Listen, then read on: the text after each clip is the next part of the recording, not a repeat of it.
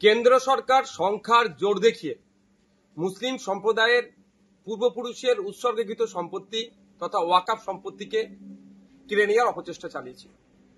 যখন পার্লামেন্টের উভয় কক্ষে পাশ হয়েছিল এই বিল আইনে পরিণত করার জন্য, তারপরে পরেই সারা রাজ্য জুড়ে সারা দেশ জুড়ে প্রতিবাদ সংঘটিত হয়েছে এবং এইটা সুপ্রিম কোর্টেও চ্যালেঞ্জ হয়েছে।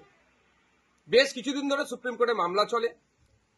একাধিক পক্ষের শুনানি হওয়ার পরে আজকে চিফ জাস্টিসের বেঞ্চ একটা অন্তর্বর্তী রায় দিয়েছে।